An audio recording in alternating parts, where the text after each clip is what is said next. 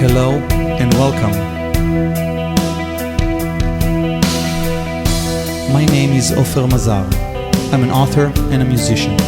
I wrote the book Fate's Open Arms and the music you hear in the background.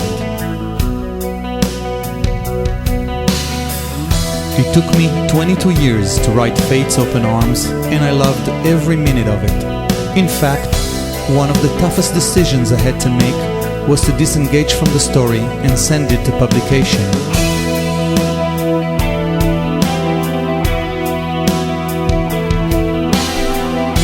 The book is published by Eloquent Books, New York.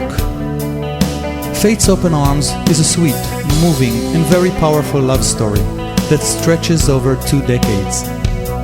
It tells the story of 2 Jewish teenagers, Roy Cohen and Lisa Ann Epstein, who spends their high school years together.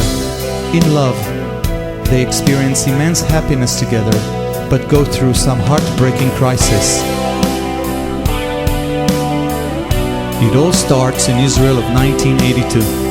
Roy Cohen's family decides to immigrate to America. Roy is torn apart from the place he was born and raised in, and thrown, unprepared, into the arms of a new, different, rich environment. He attends Beverly Hills High School, where most of the story takes place. He does very well in his acclimation process, thanks to his talents in sports and in music. He falls in love with a beautiful and very intelligent girl, joins a rock band, and fulfills some of his childhood dreams. All goes well until he finds out a traumatic truth about the love of his life, which obliges him to give her up. What happens next is for you to find out in my book. The story is told by Roy Cohen himself as he travels back to Israel. Seated in his designated seat inside the passenger's cabin of a 747 some 13 years later, after flying to the United States in order to find out what has happened to his high school sweetheart Lisa. Described in the background of the story, all through the pages of the book, is the 1980s atmosphere and music.